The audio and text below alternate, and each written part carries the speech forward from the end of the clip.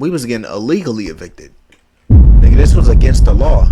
But we was getting put out. We didn't have the money to pay. We was in two shelters. One came with the paper in their hand and said, step. I was not living in the street. I was homeless, but I was never on the street. That's different. I was homeless, but I was never on the streets. I was never in the streets. Right? So I'm gonna give y'all a story time of how FvnnyMicol was homeless, right? My entire life story from I say 2020 into 2020, early 2022. Up to that point, we was homeless. Meaning, now when I say homeless, I don't mean we was living on the streets begging for change, gang. I don't. We wasn't holding a cup like spread some change. We wasn't doing no shit like that, gang. We was just sleeping in cars and hotels and shit like that. And sometimes, shit, we sleep in family members. Sometimes we sleep in family members' attics and shit. Gang, we didn't have an official house. That's what I mean by homeless. Now look, peep gang. So this is the year of 2020, right? And this is like I think pretty sure a few months after my dad passed away and shit, right? On Halloween, October 31st. You feel me? Of 2020. I might tell us. No, I'm not gonna tell a story time about that. I don't know. I don't trust you niggas enough for that shit. But yeah, sometime after my dad passed, 2020. You know what I'm saying? We see, now the thing is about our household. My mom, she was a nurse at the time. You feel me? She was also I'm pretty sure she left that job because COVID happened. She didn't want to bring home COVID. She brought home COVID to us one time. I never felt the COVID effects, so I don't know if I'm just immune. I never really was sick. Right, but it is what it is, right? So she quit that job at being a nurse at Henry Ford. You know what I'm saying? She started working at Wendy's. You know what I'm saying? To put some in for rent rather than having my dad pay. Mind you, my dad is a carpenter. You know what I'm saying? That's why I like carpentry so much. I grew up doing that shit with him, right? Blah blah blah. Right? So we once he passed away, because you know carpenters make some money. You know what I'm saying? He was making money daily. You feel me? Once he passed away, my mom, she had to take care of everything, plus have her husband die on her. And they wasn't officially married, but once you've been with somebody for a certain amount of years in Michigan, you damn near married, nigga. Y'all niggas just don't have the ring. If you've been with somebody for a long ass time, you damn near married. Search it up in Michigan. If you've been with somebody for so long, at that point, you damn near married, gang. Right? But pay attention. You know what I'm saying? I done got tea all over my keyboard when I pulled the thing talking about spare change. I hope that don't fuck up my keyboard. Let me see the sound. Anyways, yeah. So when that happened, you know, my mom's struggling to make ends meet, struggling to pay bills and shit like that. Mind you, my mom's the type of person that does not like to ask for help, which is fine because I'm the same way. But at the same time, gang, that's not healthy. Sometimes you need help. It's okay to ask for help. That's one thing people gotta understand. It's okay to ask for help. But anyways, I'm not gonna talk about that right now. You feel me? But yeah, you know what I'm saying, that's going on and shit like that. You feel me? And we get an eviction notice on the front door. But a lot of people don't know this. We was getting illegally evicted. Nigga, this was against the law. But we was getting put out. We didn't have the money to pay. We was getting illegally evicted. We should have got hit with a timer saying, oh, if you're not out of this house by this time, we'll get you up out of here. But no. They came with the eviction notice in hand and said, get the step. That's what they basically told us. They came with the paper in their hand and said, step. That's basically what they told us. So we had to grab everything we had, call a U-Haul. Nigga, my granny, now my rich granny on my dad's side, his family a little bit richer, you feel me? So, you know what I'm saying? My granny come over. Mind you, she worked for the government at one time. She was in the military. So she has some strings. She know This is some bullshit. You feel me? So she get us a storage container. We put all our shit in the storage container. Now, spoiler alert on the storage container, that shit gets sold off at a certain point in time. So all the memories, everything I had from 2020 and down of my childhood is down the drain in somebody else's garage. Somebody else has all my shit. My old PlayStation VR, my PlayStation. Somebody has all my memories, gang. And it is what it is. But fast forward from that. It shit just made me a little sad, gang. Anyways, yeah. So that's happening, right? Like I said, that all that got sold off. So putting it in the shipping container, low key, was a waste of time. But we had to put it somewhere. We couldn't just put it at somebody's house. You feel me? We get kicked out the house. In the first places we go is my granny take us to, I think it's either my cousin's house. And if you watch my videos, like my live videos and shit like that, my lives and all that, you know who Lawrence is. It's my cousin. You know what I'm saying? He's my older cousin by a few months. I still call that nigga my little cousin. I have to. I'm taller than him. I have to. You feel me? But everybody in chat should know who Lawrence is. This nigga done been on stream a couple times. Like, if you don't know who Lawrence is, I'm gonna know you're a fake supporter. And you're not really here you're not really watching. Like, you pop in like Kalia did and just leave. You're not really paying attention. You feel me? But yeah. You feel me? That's happening. So we I don't know whose house we went to. It's either my granny's or my auntie's. You know what I'm saying? We go over there, stay there for a few weeks, and then we have to obviously not stay at their house for too damn long. You feel me? So we move from their house. And then we go to live in, I'm pretty sure my grandma's motel. She was living in a motel at the time. We go to live there for like a few days. The manager there, he's on dick. He's talking about, you gotta pay for a room to be in here. This motel is funky, gang. The floors are dirty. I don't really want to be here. You got crackheads outside of the fucking motel. You expect me to pay to live here, gang? Now, it's a good thing we had a car. Otherwise, we would have actually been on the street. But at the same time, gang, it's 5 of us. My little brothers, Ethan and Chase, my sister, Charlie. Y'all seen her on stream before.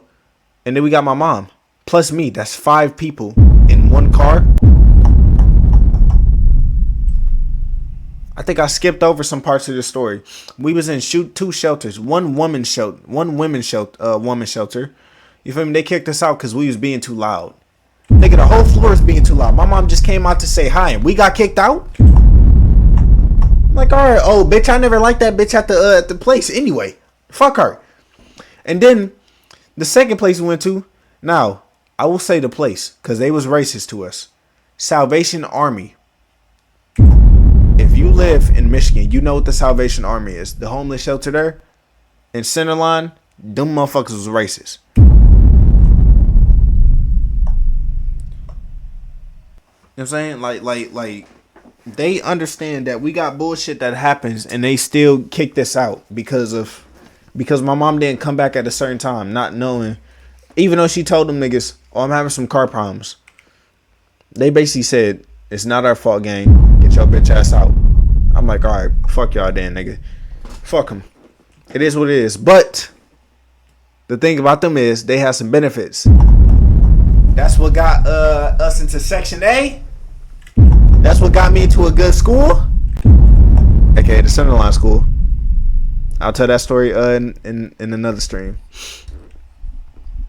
know what I'm saying? That's what got us, you know what I'm saying? Some school supplies, some benefits, things of that nature. And that's what led us to a good house. It was this place called Aaron Park. You know what I'm saying? I don't live at these places, so I can say the names of them. It was this place called Aaron Park. It was a new complex, a new little cul-de-sac that was built. You feel me? And we was one of the first people inside of that house. And I want to tell you, boy, this house smelled brand new because it was. I remember they was driving, you know what I'm saying? I'm saying they was driving us around. We was looking around the place. Bro, these houses weren't even built yet. Weeks later, we in this house. This house is freshly made, gang. I done seen this place look just be a bunch of dirt. Now it's a bunch of houses. But anyways, I'm getting off topic, right? But yeah, we lived in that place for a little minute. Now look, I skipped a lot of it, right? But that is really the main. Hey, tell your rich grandma let me borrow $100. Gang, she's actually pretty stingy with her money. I'm not gonna lie to you. Yeah, I did skip a lot of the story, right? A lot of the filler bullshit. Like, yeah, we stayed in a friend, like I was talking about earlier, friend's attic. This one time, my mom's boyfriend at the time, he was bullshit. I wanted to whoop his ass. I wanted to break that skinny nigga's neck. Oh my gosh. But anyways, yeah, the nigga, I had to shit in a bucket once. A couple times actually. I had to wash up in a small little pan with water in there. I had to wash my nuts and balls and shit like that. I was smelling crazy. He was black, white, or Asian? Black. Straight nigga, bald nigga, lean muscle. I still feel like I could whoop his ass. He probably would have tried to kill me. It don't matter. I would have tried to kill him.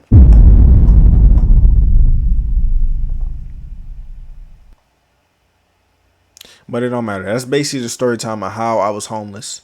It's not much. It was a lot of walking. I'm not gonna lie to you. A lot of walking, a lot of bullshit, a lot of running into with some weird people, a lot of defending my mom, all types of shit. Like one time, I remember this conversation so vividly because my birthday was coming up.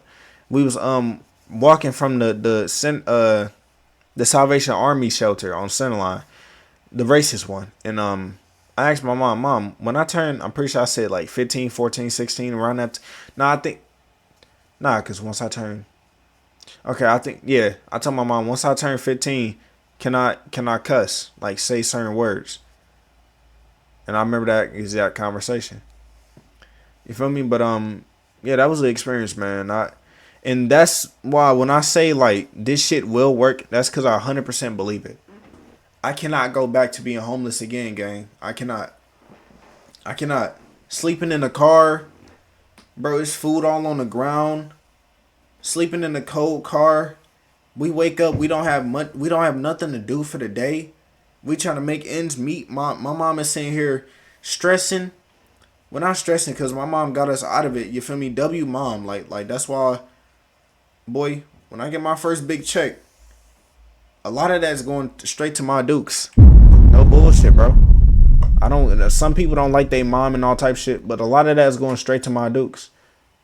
And I'm not gonna lie to you. That's saying, got a lot of respect for that woman. But that is you feel me? That is the main reason behind my big drive for success. Cause I know I will reach it. Cause it's no, I would never go back to being homeless, gang. I would never go back to that shit. And I refuse. Shit, I will join the military before I go homeless. I will join the military. Nigga, I will serve crack before I go homeless. Nigga, if I gotta sell humans, I will. I will go, boy, I will do the craziest things. Pause. Wait, not like that. Not like that. I'm not the craziest things like that. But I will not go homeless because, oh, I don't feel like working. I didn't feel like getting up to go to work today. Did I do it? Yes. Because I would rather get up and go to work not feeling like going to work than being homeless and wishing I had a job to go to work too. I would rather not feel like getting up on my comfy bed to go to work than not have a home to live at and wish I had a job to go to. I would rather feel that.